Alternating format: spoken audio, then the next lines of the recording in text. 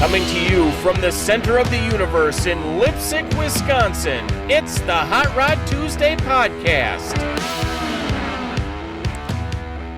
Welcome to episode 76 of the Hot Rod Tuesday podcast. I'm Tom. And Al. So, yeah, you got a short crew tonight. Kyle is down somewhere in a third world country, I think Tennessee. No offense, Tennessee. I was just kidding. Too late. Yeah. Yeah, well, way to go. At least it ain't. Yeah. Anyway. There goes my moonshine connection. Yeah.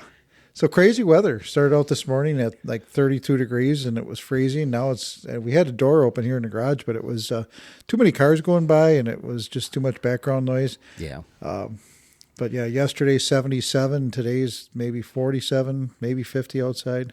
Mosquitoes were out yesterday. Yeah. Did you notice that? Yeah. Well, I had one right here in the garage too, and we forgot to start it up. But so the state bird is back. It is. So I guess the only thing we want to talk about here is Cabby's is coming up. The car show at Cabby's Patio or Grill and Patio over by Fox Lake. We're going to have to get over there before that show gets started and grab a pizza or something like that. Definitely. But yeah, that'll be on the 26th, and it'll be from 11 to 3. If you guys haven't had any food from Cabby's yet, you need to get over there and sample some of it. I had prime rib there not too long ago. It was ridiculously fantastic. Cabby had our final, or what do we call it, a wrap-up party for all the help for our car show. He had the food for that, provided the food for us, and my God, was that amazing. That was. Yeah. Yeah. The ribs were stupid good. Mm-hmm. And the pulled pork, yeah, it just was amazing. And he'll have all sorts of food. He said he's going to have food in a beer tent, and there's going to be a DJ and all sorts of stuff going on. And it's a nice area too. It's right there, right on Howard Drive, just on would it be the north side of Fox Lake? Or you're going west out of 30, take 33 through Fox Lake. Yep. And on the west side, it's just about a mile out of town. You turn to the right on, turn towards the lake on Howard Drive and just follow the road down, and it's just after the curve. Can't miss it. But yeah, looking forward to that one. Definitely looking forward to that one. So I got a couple rants. Uh-oh. I don't normally rant. Send the kids away. Here it comes. I don't normally go into too many rants. Yeah, that's Beth's thing. Yeah, Beth goes on these rants, but I had two of them today that just kind of struck me. Did you ever notice that when you go into, and this isn't really car related, it just kind of pisses me off in general. When you go to any store, are you part of our car? Or do you have the card? Do you have this? Do you have that? No. Are you a member? Are you a member? Yeah. Like if I had a card for every damn store I went into, I'd have 38 cards. Like, no, I'll still come here. I don't need to have the card. Oh, you have a card.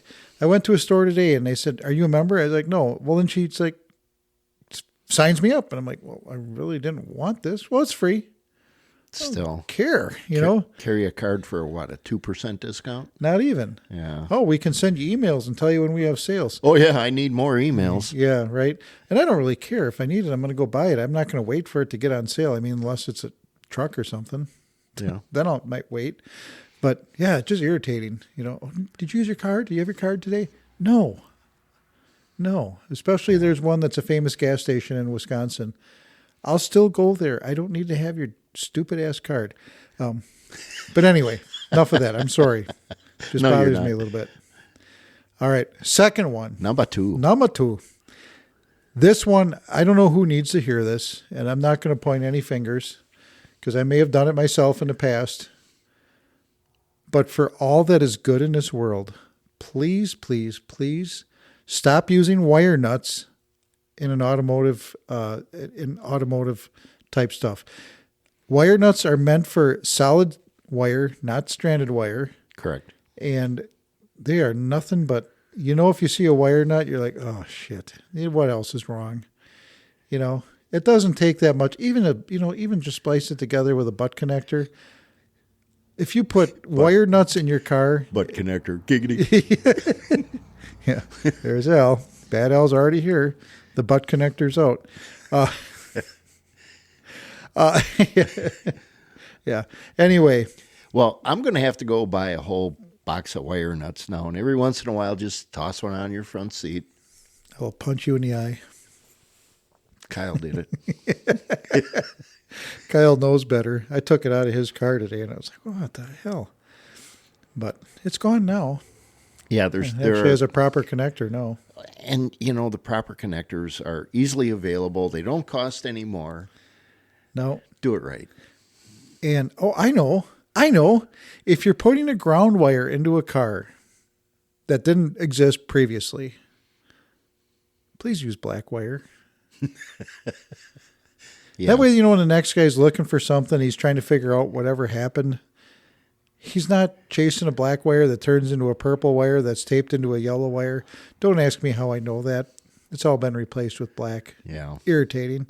But you know what? I'm not perfect. I've done crazy shit before too when I didn't have any money or any time or any sense.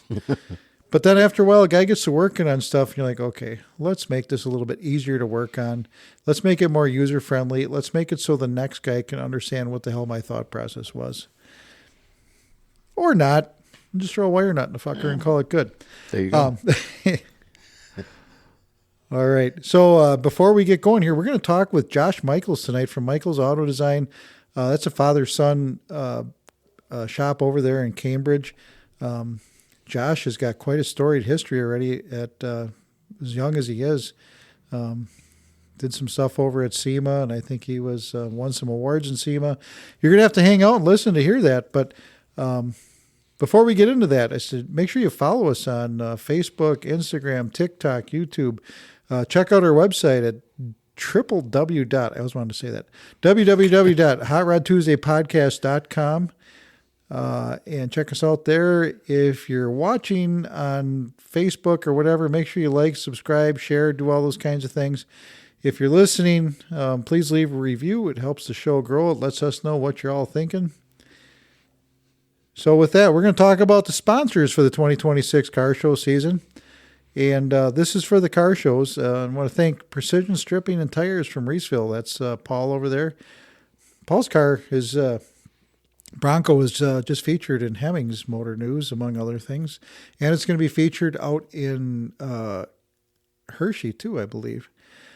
Anyway, coming up next would be Bruce's Classic Restorations, LLC from the Slinger Metro area.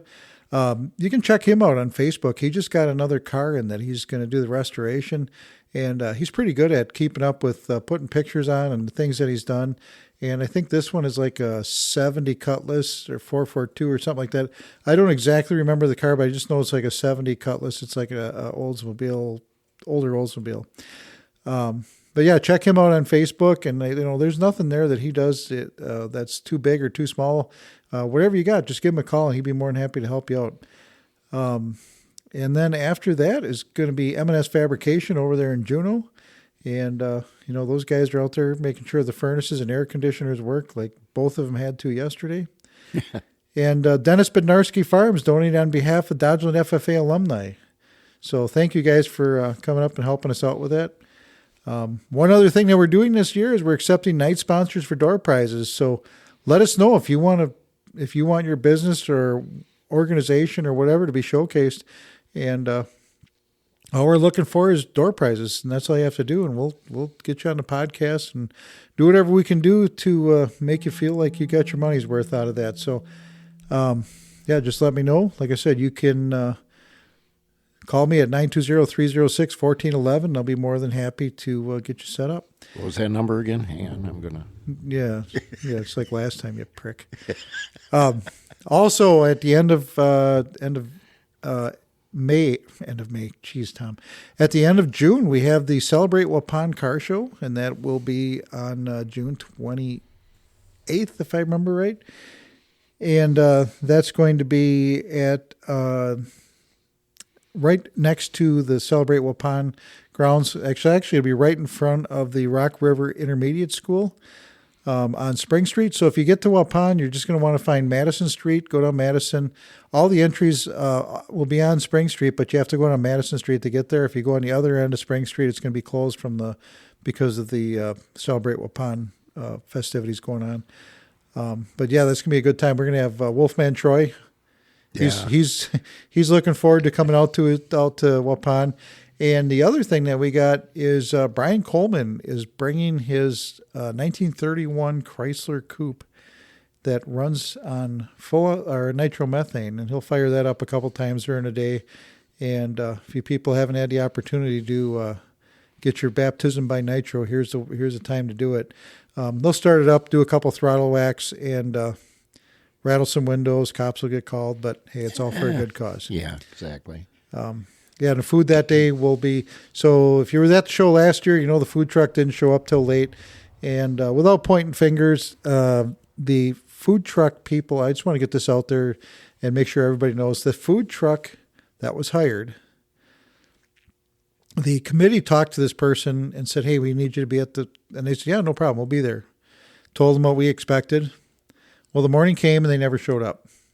Right. And, and then I was on the phone with the committee chair and all sorts of things, and found out later that the restaurant that had the food truck didn't know that it was happening that day because the person that took the reservation quit and never told them that the food truck was supposed to be at Celebrate Waupun. Oh, that explains a lot. Yeah, so I cut him a little bit of slack because of that, and but yeah, it was something there for a minute because we.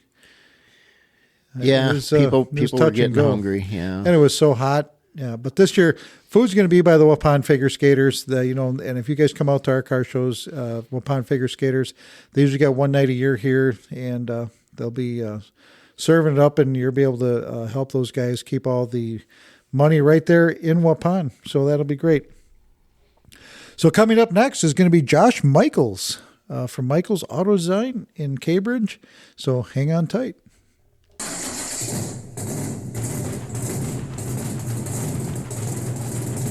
Ah, yeah, you hear that? That's the sound of real horsepower, not one of those electric sewing machine cars. If you like chrome, loud pipes, and standing around arguing about grabbing that $20 bill off the dash, you got to check out Cabby's Spring Revival Car Show. It's happening Sunday, April 26th from 11 to 3 at Cabby's Grill and Patio in Fox Lake. Bring your ride, check out some sweet classics, and grab some food. We're talking about brats, hot dogs, pulled pork, and there's even a beer tent.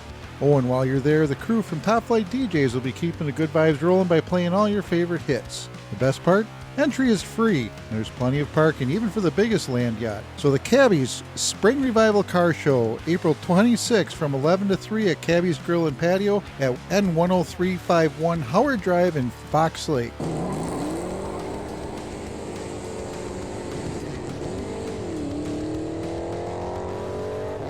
Now get out there and drive them. Hey guys, joining me on the phone from Cambridge, I have Josh Michels from Michels Auto Design. Josh, welcome to the podcast. Thank you. Thanks for having me. So we just talked off air, and I told you about how we did an interview at World of Wheels in Milwaukee, and unfortunately the sound was terrible. And luckily we were able to do this tonight. We can get a little more in depth than what we were at World of Wheels. And, I was completely blown away by the stuff you had there that was built, especially the Plymouth Prowler with the Hellcat engine. With the Hellcat swap? Yeah. Yeah. Thank you. Holy cow. And you were telling me all the stuff that went along with that, about how to mount the radiator and how to keep things cool and all, just so much things going in there. But before we get into all the builds and everything, let's learn a bit about you. So, how did you get into this? How did the business start up? Things like that. Yeah. So I'll start from the beginning. My dad's always been into cars as well. He bought his first car, a Mustang Boss 302, when he was 14, and he didn't know anything. He just kind of learned on his own, made a bunch of mistakes, and that's the best way to learn. And then he had that car for a while, sold it when he married my mom, and then didn't really have another car until us kids came along, and then he wanted something to do. So he bought a Kit Cobra car when I was probably 3. And I pretended to help him by going out there and banging on tires, things like that. Nothing helpful, but I just always enjoyed the process, the car, I guess. Right. And then, so he built that, and then when I came of age at 13, I saved up some money and wanted to buy this really cool Jeep. So I bought a 1980 Jeep CJ7 at 13. Restored that with my dad side by side. He kind of taught me what he knew. And then I loved it so much, I sold that one, bought another. There's another Jeep. Kind of learned from the last one, improved on it, did a little more to it. Was still loving it, so I sold that one and then bought an early Ford Bronco. This time, actually trying to get more custom into it, so it's got a modern motor, all that good stuff. And then that turned into me wanting to do this full time. And my dad was at a point where he could also help support me. So we founded it in 2018 together. And shortly after that, we got our first customer. And then we've just been rolling with it ever since. Well, that's really cool that you get to do that with your dad. I do a lot of this stuff with my son Kyle as well. And, try to show him the little few things that I learned and try to keep the passion alive for these old cars. It's, you don't see it very often where the younger people like the older cars, and younger people, that's fine. They like the tuner cars for the most part, but to see the younger people into the old cars is kind of cool. And guys like you that are younger, you're taking these old cars and you're putting modern power into them and keeping those cars on the road. And that's pretty cool too. So you got involved with SEMA. So let's talk about SEMA. How did that all come about? Yeah, so that was actually kind of like on a whim. SEMA was not on a whim, but I built a car, a 1966 Corvette Coupe, kind of as just this is what the shop can do. This is our capabilities. So it was sitting on a Roadster shop chassis. I had a 2019 Corvette LT5 motor, so the same one out of the ZR1. Had an 8-speed automatic transmission behind it, beautiful Laguna blue paint on it, full custom interior. The whole works, just to kind of like show this is what we can do. And we took it to a Good Guys show out in Columbus. And there I met a young gun who was displaying. So I'll back up. A young gun is for SEMA's category 29 and under. So I met someone who had competed in SEMA before as a young gun. And I knew that because he was displaying SEMA Battle of the Builders. So I got to talking with him, and he told me about this awesome young gun program, which is, like I said, builders 29 and under. You have to just do the majority of the work on the car. So that got me really interested because he said there was something called a golden ticket. Because as a lot of people know, getting a car to SEMA, in SEMA, and things like that is very difficult. And for being as young as I was, also very expensive. Sure. So the golden ticket SEMA will pay for your car transportation. They'll pay for your flight and a guest flight out. They'll pick up your hotel room, and they'll give you a spot to showcase your car. And I think it's like $500 in spending cash. Holy cow! So yeah, so that was when I heard about that. I'm like, wow, I gotta get on that somehow. So I applied for that after the Good Guys show, and luckily I was still in the time frame because golden tickets wrap up around September. So they liked my initial application. They invited me to the virtual car corral where I presented my car, and then they picked 6 to 8 golden ticket winners every year, and I ended up winning a golden ticket that year. So that's cool. That allowed me to be able to bring my car to SEMA. SEMA was always like, I've always wanted to go there. That's like the dream, but I never even thought it was even remotely close to a possibility at 21 years old. I mean, I thought I had to be some huge big name builder with all these connections to get in there. That only makes sense, right? Yeah. So that was an awesome way to kind of get my foot in the door. So fast forward to November when the car gets there, I was just like super ecstatic just to even be there. Like my car is being showcased on the SEMA showroom floor, and it's entered in the Battle of the Builders competition. I was just happy to be there. And then top 40 announcements come around, and I got top 40, which was insane. The next day they announced top 12, and sure enough, my name was called again. And then top 12 was cool because then you do like each builder presents their car, and then the 12 then decide themselves. The judges are out of it after the top 12. So it's builders deciding who should win, which I think is really cool. And then so it shows a lot of sportsmanship. Exactly, yeah. So we did that whole corral, and then I ended up winning my category, winning the young guns as being the youngest to do it at the time. So that was an awesome, awesome experience. Yeah, it sounds And like it. yeah, so after that, got a bunch of connections, met a bunch of cool people, and I knew I wanted to go back. I had to go back just to show that no, this wasn't a one-off car. I can do it again, and I can improve on what I can do. And what's cool about when you win the Young Guns is even though I'm still under 29 years old, I can never be a Young Gun again because I won. They Okay. kick you out. So going to the next year, 2023, I'd be competing in the pro class, so the hot rod class, which is like very, very high end, like best of the best. So I That's knew I had to, so yeah, just knew I just had to just bring for something good reference here, Ring Brothers, where would they compete? in the hot rod class. So Okay. it's funny you say that because 2022, it was the top four winners was me as the young gun, Jim Ring as the 4x4 category, and then Mike Ring as the hot rod category. So both rings had two of their cars there the year that I was there, which was really cool. Well, Wisconsin So it was was well a represented. right. It was a great show for Wisconsin. So that was really cool. They're great people. Yeah, I've heard. Um, I haven't had the opportunity to meet him yet. Hopefully soon we'll be able to get a chance to get him on the podcast here.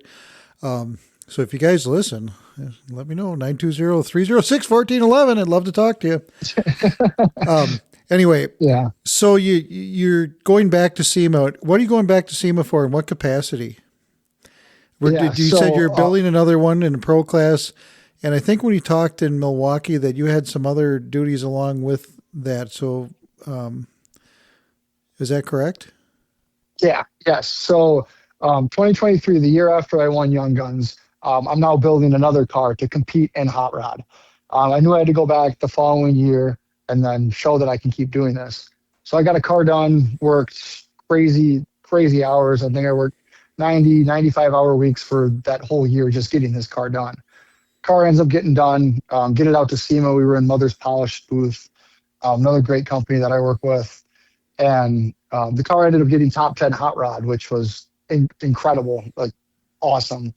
And that opportunity allowed me to then be invited as the young gun judge in 2024. And then I went and I did it again last year. So the past 2 years, I've been the young gun judge out there for the competition. And that's been really cool to then see the other side of the competition, being the judge and whatnot. That's such an honor. And you're how old right now? I'm 25. So you're 25 years old. You've got a huge, huge, huge future ahead of you in this industry. And holy cow, I don't even know what to say. And and you shouldn't be surprised by the awards that you're getting from your cars. The ones we saw in Milwaukee were breathtaking. I believe you had Kyle and I both loved it. You had a Nomad, I believe it was, that was really cool. I'm kind of partial to the Prowler just for the amount of work I knew it took to go in there. Yeah, thank you. So let's talk about the Prowler just for a second. Everybody's familiar with the Plymouth Prowler. I think wasn't that designed originally by Chip Foose or It something? was. He was one of the designers. Okay. Yeah, yep. So what does it take to put the 6.2 Hemi in a Plymouth Prowler? A lot of head scratching, that is for sure.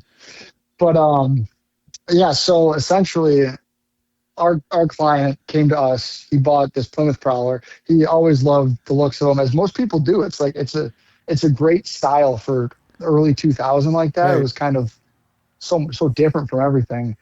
And but as everyone knows, it came with 200 horsepower. Like that thing is undrivable. So he drove it. He bought it, drove it once, and he's like, "I'm never driving this thing again. Please do something for me." So then we had the idea of, if we're going to do something, why not just do it? So obviously the best motor we can get, 707 horsepower, supercharged Hellcat motor. And we had to make it a manual too. So we backed that with the Tremec 6-speed TKO. So what started was just obviously rip the motor out, rip all the old mechanicals. We weren't going to need any of it.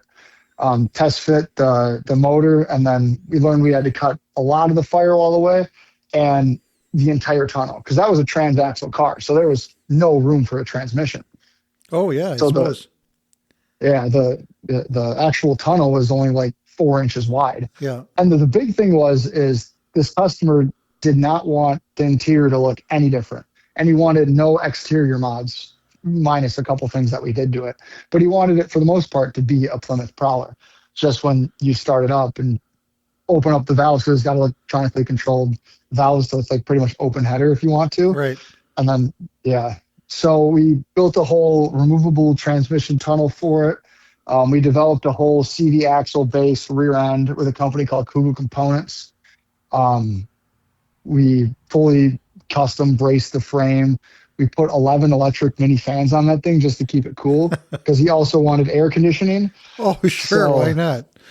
Yeah, we were stuffing coolers, I mean, anywhere. There's an oil cooler above the rear differential, the rear center section, just to help in any bit we can.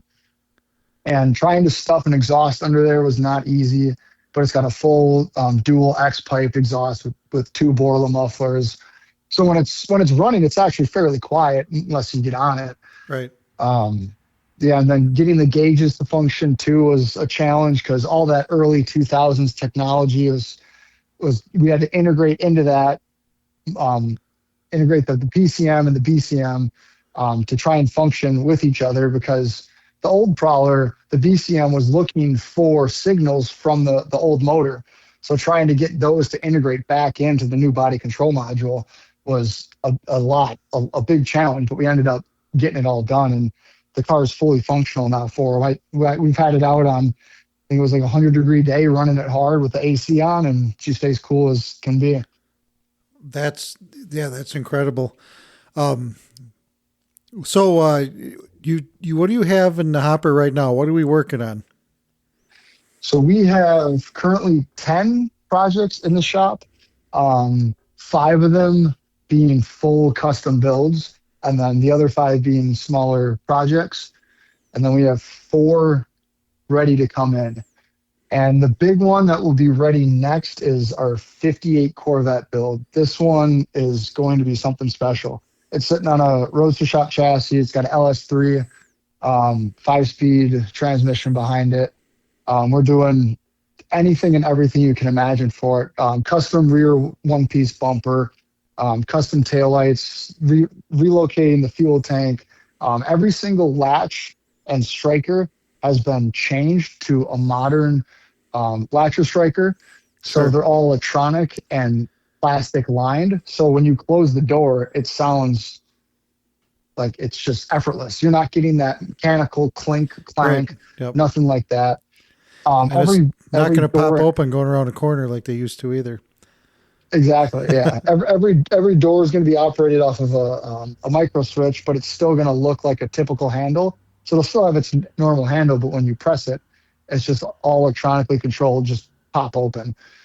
We're doing a full custom engine bay underneath, interior. I mean, the thing's going to be absolutely beautiful. That one will go out to SEMA, not this year, but the following year. So what's that? 2027. That'll be out at SEMA. So we're really excited about that one. And then we have a 51 F1 pickup, also on a Roadster Shop chassis. That one's really unique because that has a 6.7 Power Stroke diesel in it. And as far as I know, I don't think anyone's really ever hot rodded that motor before. So I don't think so. We've had a lot of engineering behind that, getting it to actually run on its own, because we're also using a Ford transmission. Oh, So that okay. one's pretty sweet. Trying to integrate into Ford's computer was a big challenge for us. I think that's a challenge for a lot of people. Exactly. Yeah. Yeah. They don't like you playing with their motors that they don't offer as crates. So. Oh, sure. Yeah, I can. Just the things you're talking about here, trying to get all the different modules to talk back and forth to each other and like each other for that matter, and to make it all. I mean, so let me just so I understand and people can understand. Using a Prowler again as an example. Can you hook up an OBD to or an OBD sensor or a thing to it to see if there's any engine codes and fault codes and everything like that? Currently, as it is now? Yeah. Yes. Yeah. Every car that we build that has a modern motor has its typical OBD2 sensor that you can troubleshoot anything on the motor. The only thing that's different from a new car is you can't get into like the body control module or whatever because those don't exist in these cars. Okay. But yeah, you can get into the transmission module, the powertrain module, all that stuff, and troubleshoot it. That's just incredible. So, Josh, other than full-on restorations and customs, what else do you do in your shop? Do you guys take on small projects? Is it all big projects? What are Yeah, things we you also do? take on smaller projects. The smallest project we taken on was a 36 DeSoto that just needed the carb cleaned up a bit. We had it in for half a day and it was gone. And we'll also do medium projects that we got an Olds in the shop right now that he just wanted the engine bay. So we took apart the whole front end, sanded down the firewall, blasted the inner fenders, painted those, painted the motor. So kind of like a medium job. Sure. It's really as far as the customer wants to go. We'll do it all. All right. So big or small, you're going to do it all. And you're located there in Cambridge. Are you right in the city of Cambridge? And we're just outside. We're right near that Quick Trip. Okay. So we're probably a couple minutes outside the town. Okay. Sounds good. If somebody wants to get a hold of you to have you build up a car for them, or if they have some other jobs you want, how do they get a hold of you? Yeah, so they can either call my cell at 262-309-0702 or shoot us an email at michelsautodesign@gmail.com. Okay. So, Josh, is there anything else that you'd like to share with us? I think we touched on most of it.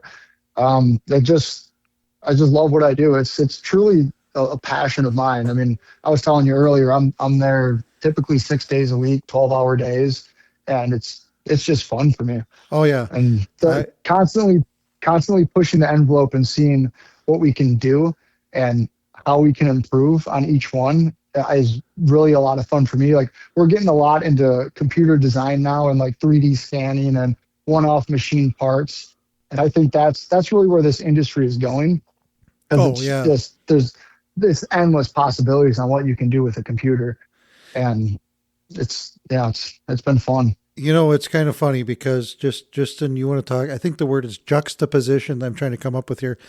I was working on Kyle's car today. He's got a 64 Ranchero, and I was just redoing the gauges. He had a 3-gauge pod, and I put in a different one. And somebody along the line put in wire nuts. I ranted about it a little bit earlier, and I'm like, here I'm complaining about wire nuts, and you are completely doing body control modules and making computers talk to each other and using all this high-end powertrain in these old cars, putting stuff where it was never meant to be and making it look like it was there from day one. And that is a talent and a half. I would suggest everybody goes out there and checks you out on Facebook at Michels Auto Design. Check out the cars that these guys have built. They are phenomenal. And, it's pretty cool to have this right here in Wisconsin, right in our own backyard. And Josh, before I go, I just want to make sure I give you a full-on invitation. Hopefully you can bring something up to one of our Tuesday night shows. We'd love to see you, and love to see the work. Get it out there so people can see it and understand what it is that we're talking about here, about how cool your stuff is. Yeah. Hopefully I'll be able to make it out. And before we go, one more thing. I am having an open house June 6th, 10 a.m. to 2 p.m. I'll have about 8 of our completed builds there, and then all the builds in progress will be on display. So if anyone wants to come out and check that out, we'll have some food and some merchandise for sale and things like that. Bring your car if you got one too. Sure. Yeah, check those guys out down there in Cambridge. Josh, thanks for taking the time to talk to us, and hopefully we can check in with you again soon. Yeah, absolutely. Thanks for having me. All right. Hey, everyone. This is Tom from the Hot Rod Tuesday podcast, your source for all things car show in Wisconsin and beyond. Get ready for Vintage Torque Fest rolling into the Dubuque County Fairgrounds on Friday, May 1st and Saturday, May 2nd. We're talking about a huge 1964 and older car show, massive swap meet, on-track action with vintage motorcycles, dirt drags, demo derby, and more. Plus 3 stages of live music, a pinup contest, vintage camping, mini bike racing, including what might be the world's largest mini bike parade. And the best part? Vintage Torque Fest benefits Helping Hannah's Heart, a 501c3 charity supporting children with congenital heart defects. For more info, check out Vintage Torque Fest on Facebook or tune into the Hot Rod Tuesday podcast on April 21st for everything you need to know about this incredible show. Okay, Kyle can't be with us tonight, but we're still going to do the history. Tom, what do you got? So Kyle is down in Tennessee. Tennessee. Did you see that all the places he visited? A bunch of graves of Lincoln. I saw he was in front of Lincoln's house. Yeah. Yeah. And he was at Lincoln's grave, and he was at Patsy Cline's Crash thing. plane crash. Yeah, crazy. He was there. Why are we laughing about that? I told him at least you didn't have to go out walking after midnight to find it. Because I said that's where she actually fell to pieces. Anyway. So, yeah, Kyle left over some notes here for us. On this day, actually April 1st of 1826, Samuel Morey of Oxford, New Hampshire, was issued a patent for his gas and vapor engine. It runs on farts. Probably a predecessor to the internal combustion engine as we know it. Henry Royce's Manchester Engineering Company produced its first motor car in 1904. And it was probably shortly after that Henry Royce got to meet up with Alistair Rolls, yeah. I think it's Alistair. It's either Alistair or Chuck. I'm not exactly sure. We'll go with Chuck. It's easier to pronounce. Yeah. Let's Chuck Rolls and Henry Royce. Oh, wait, British. Charles. Yeah, fuck that. It's Chuck. In 1961, greatest car ever, Amphicar debuts in New York. And it says here it was a lousy boat and a lousy car combined into one lousy vehicle. Pretty much. That's probably why my father-in-law had one. So I remember your father-in-law. He was a great guy. I heard a lot of stories from him. Was he an AMC guy too? Just out of curiosity. Honestly, he was whatever was cheap to buy kind of guy. AMC it is. Yeah, he wasn't brand loyal. All right. 1964, the Plymouth Barracuda was released to the public 15 days ahead of the Ford Mustang. Dirty dogs. Yeah. If you're a Ford guy. And do you think they had guys going around calling it a secretary car like they did for the Mustang? I doubt that. Do you think that's true, that Ken Miles actually did that, called it a secretary's car and pissed off the people at Ford? From what I know of Ken Miles, yeah. I believe that. In 1969, the last Chevy Corvair was built. Thank God. They were different, for sure. Another Amphicar. Yeah. In 1969, the Mercedes-Benz C111 made its first test run at the Daimler-Benz AG test track in Hagenhugahach, Germany. Don't know what the hell that says. Anyway, so the Mercedes-Benz C111 was their concept car, so they used that to they put diesel engines in it. They tried a rotary engine. They did all sorts of stuff. So it was their concept that they used to make the supercars that they have today. Whatever happened to the rotary engine? I Wasn't there an American car company tried that? I don't know. Monza or something? Well, they may not have been American. No, it was the Mazda RX-7. Okay. Had the rotary engine. And if they lasted, you could rev them up to 15,000 RPMs or something like that. Gosh, I don't know. They made a gob of power, and they're way more efficient than a piston engine, but they just didn't last. From what I understand. I didn't really learn a whole lot about them, but I just know that they just didn't last as long as people thought they should have. Wow, 3 moving parts, was it? You'd think they'd last forever. You'd think. Okay. But when those parts wear out, it is what it is. Yeah. All right. You got to be kidding me. Way to go, Kyle. You stumped your dad. Okay. What car, I'll throw it to you as a quiz. In 1970, what car from AMC debuted on April 1st? Oh, it's going to be one of two. I'll go with the Pacer. Close. It was a Gremlin. Doggone, that was my other guess. Gremlin came out on April 1st. As an April Fool's joke. Huh? Yeah, kind of. What do you think the MSRP was on it? Back in 1970, $1,200. 1879. Here's a great one. Kind of fitting. It was designed by Richard Teague on the back of a Northwest Airlines seasick bag, or air sickness bag. So on the back of a puke bag, that's how the Gremlin came to be. And the Gremlin was made up until 1978. I mean, they were popular. I mean, I remember as a kid, they were all over the place. We get one at our car shows.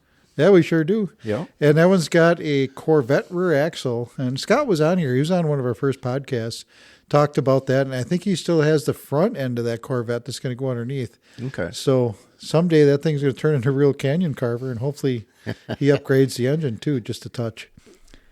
1980, rear fog lamps became mandatory in the UK for most vehicles manufactured after October 1st, 1979, and used until this day. So rear fog lights must get a little foggy there, huh? Well, bloody hell. Rear fog lamps. Yeah, I guess. Okay. And in 1993, I remember this like it was yesterday. Race car driver, owner Alan Kulwicki, who won the 1992 NASCAR championship, was killed in a plane crash near Bristol, Tennessee. And, that was April 1st of 1993. Still remember that. That was big in my memory. You know, coming from Wisconsin, he lived, he grew up, hour from here maybe? Maybe, yeah. Yeah, in Greenfield there. So, great guy. I kind of would wonder what to see that he could accomplish had he still been with us after this time. Yeah. And this means nothing to me, but I have to say it. This last fact here. In 2010, in Fremont, California, the new United Motor Manufacturing Plant, otherwise known as NUMMI, produced its final Toyota Corolla after 25 years of operations building cars the Toyota way. Where do you work? I work at NUMMI. Oh, boy. Anyway, that'll do it. Coming up next will be The Buzz with Beth. Hi, I'm Ed. Hi, I'm Bob. We're with the Wisconsin Specialty Vehicle Alliance, dedicated to preserving our right to restore, modify, and drive our specialty vehicles. And we're listening to Hot Rod Tuesday podcast. All right, everybody, here she is, the queen of the Sussex Bowl, Hot Rod Beth. Beth, welcome back. Hey, how's it going, everyone? Good. Man, did we have some nice weather yesterday or what? It's not bad right now, actually. It was like 38 like 3 hours ago, but it's... Yeah, it's a nice day, but yesterday by far, that was great. Yesterday was gorgeous. It's been raining here a majority of the day. It's sunny out now, but we're supposed to get more rain. But that's okay. Let that rain wash all the salt away. Yes. That's the important piece. That's for sure. Right. Otherwise, what do I got? I've got a couple things going. Of course, April 27th is Sussex Bowl's first Pistons and Pins car show. That's going on. And even if it rains, we're moving the car show inside to do another indoor car show if we need to. So you drive the cars right behind the bowling alley? Like in that hallway? Yes, if we have to. No, silly rabbit tricks are for kids. No. It's just an indoor, and no one's going to be driving their stuff in the rain. So they'll come here and we'll do happy hour from 3 to 6 and cocktail and laugh it up and have some fun. There you go. So that's April 27th. And then I've got a Hot Rodding for Roger car show and car blessing at Foxview Lanes on May 2nd from 10 to 2. So if you need to get your car blessed, probably not a bad idea. Oh, wait. Al, you wouldn't be able to bring it. Gosh darn it. You ain't got a car going yet. Oh, boy. Yeah. Sorry, we'll be in the land of corn that day. You will? Yeah. Is this heaven? Okay. Isn't this the second Saturday, right? May 2nd is a Saturday? It is. Yeah. Yes, I believe you are going to be at Vintage Torque Fest, correct? We will be at Vintage Torque Fest. Absolutely. Oh, I'm so jelly. I wish I was going, but my shows are kind of important too. So I got to take care of my peeps down here. Yeah. And then on the 23rd, we've got Cars for a Crew. Sorry. I can't talk today. It's been one of those days. Cruising for a Cure for GM1. And that, again, is from 10 to 2. That's at Foxview Lanes also. All right. Sounds like a great time. The only thing I got is Saturday. Great Lakes Dragway opens up, and it said when I looked on their website, if you pay the admission fee, which is $25 to get in, you can race for free. Oh, what are they racing? Does it say, or That's just fundraising, so whatever you just got. okay? So whatever you got. Yeah, I mean, and when you go there, if you guys haven't been there or haven't been there in a while, it doesn't matter if you go there on a Tuesday, if you go there on a Saturday, if you go there, the only days they're closed, I think, is Monday.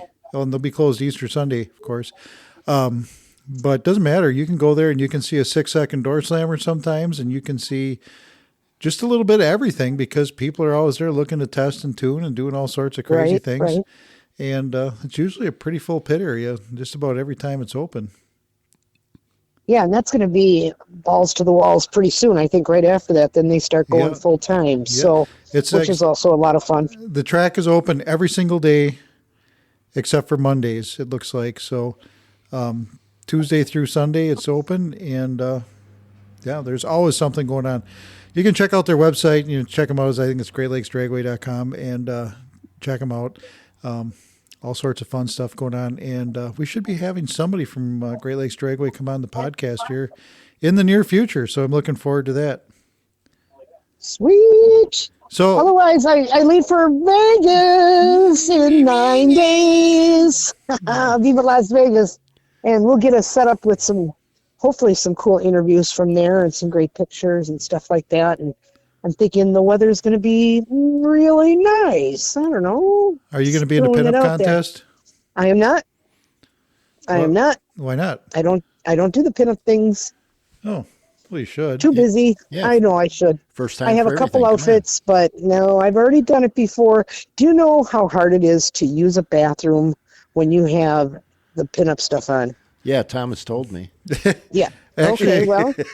It can't be any different than out ice fishing when you've got 5 inches of clothes and 2 inches of hose. Oh, I'm sure. It could be. It could be very similar, perhaps. But, yeah, between the petticoat and the dress and everything, no, they ain't doing it. All right. But there's a lot of, you can get married out there at Viva Las Vegas. They've got super cool vendors out there, all the shows. They've got indoor shows, outdoor shows. It's pretty cool. Yeah. So if anyone's going to be out there, send me a message, and we'll meet you out there.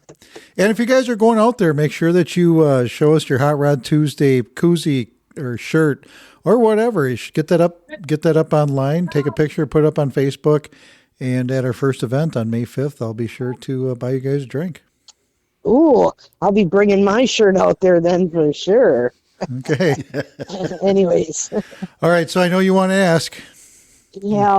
Al, talk to me, darling. Tell me you did something with that darn truck.